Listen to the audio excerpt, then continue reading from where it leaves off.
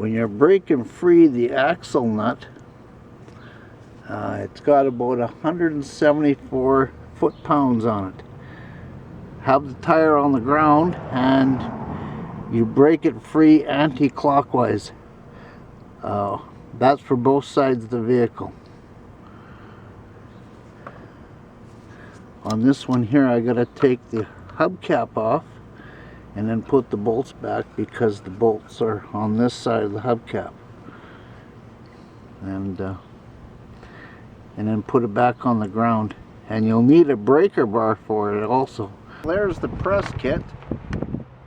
And by looking at the instructions, that's supposed to go downwards and to install downwards.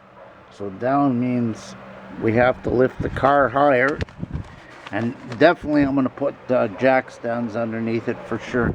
I'm just not going to trust a hydraulic jack, so I got to get it high enough for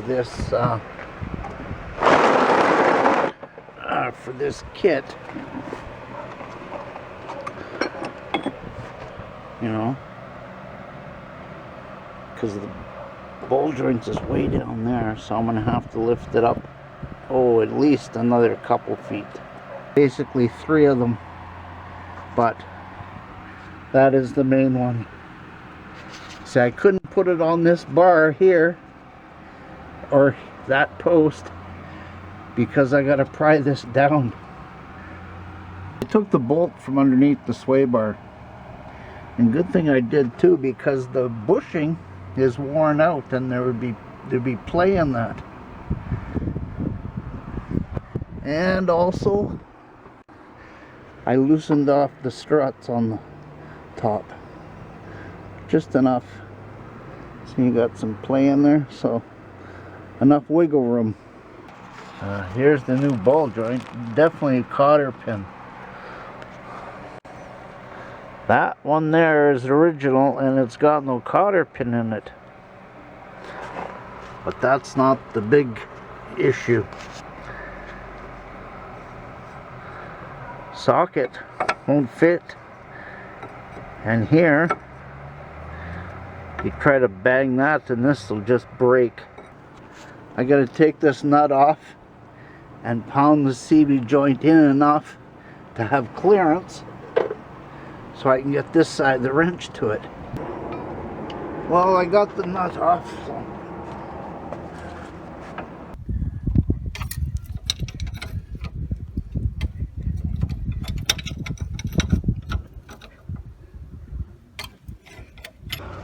See where I got my pry bar in there? I'm gonna try that now. There.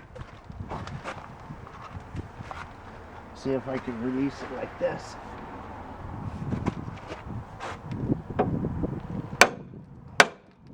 Released it. All right.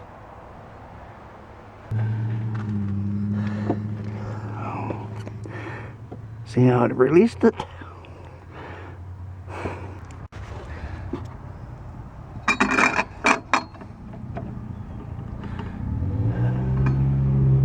Now I gotta push this away enough to get my press in there now. I did take it off. CV joint. Now take the clip off and get the press kit out. Here's the setup to press it out. And that's why I wanted to get the car higher up in the ground. You can see the ball joint right there pushing downwards.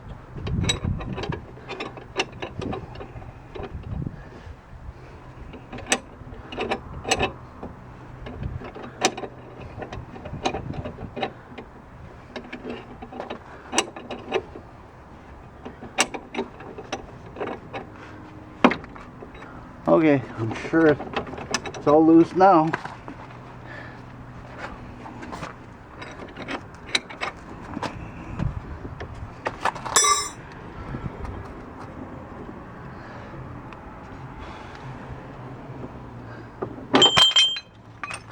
There it is.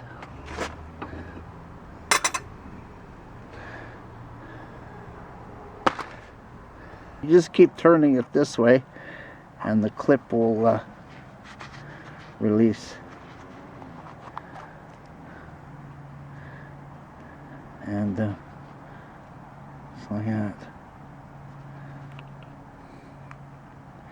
And just put it back on one piece at a time.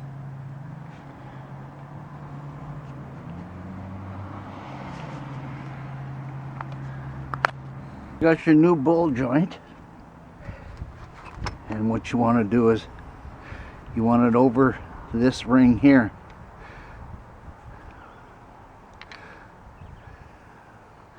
Like that. So this piece goes on like that. I'm going to give it a quick tap underneath just to hold it in place.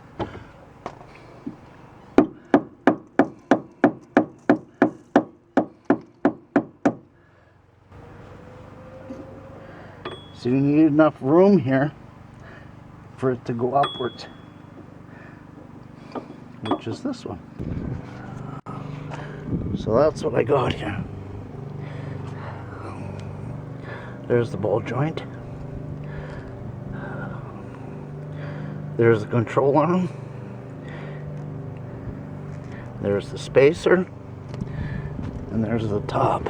Well, I got a socket wrench. I'm gonna use a pipe on there as well.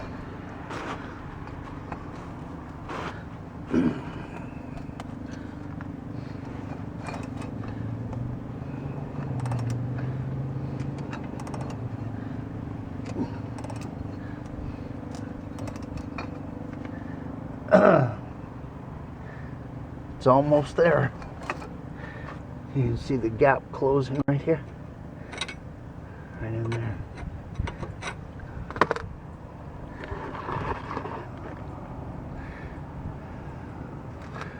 This gap.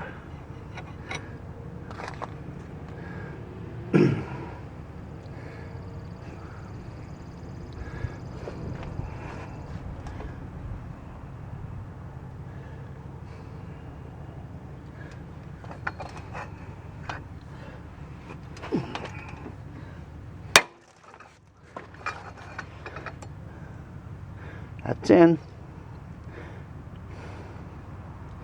Sure snapped there, right?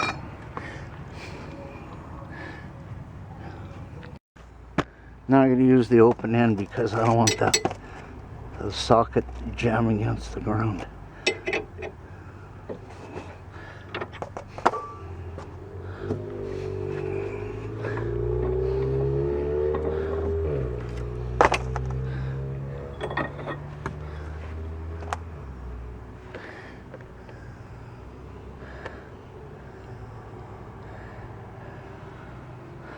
Now I put the safety ring on there. I got the locking keeper in, and I got the boot on with the other little clip right here.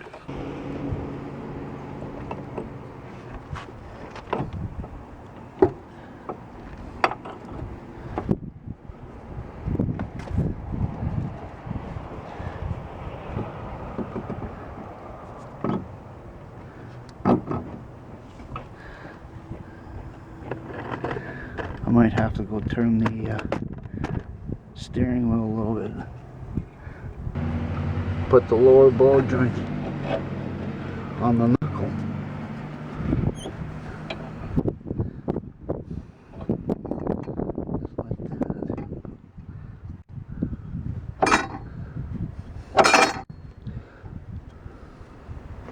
There's a little bit of thread coming out.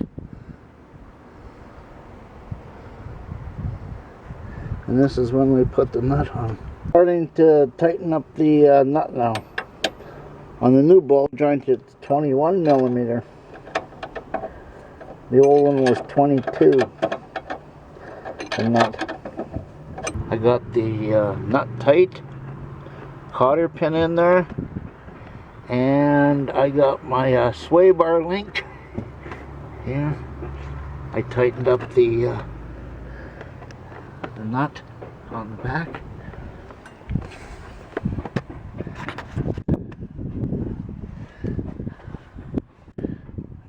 put the nut back there and pull the CV joint ahead a little bit more. I can move it a little bit by hand.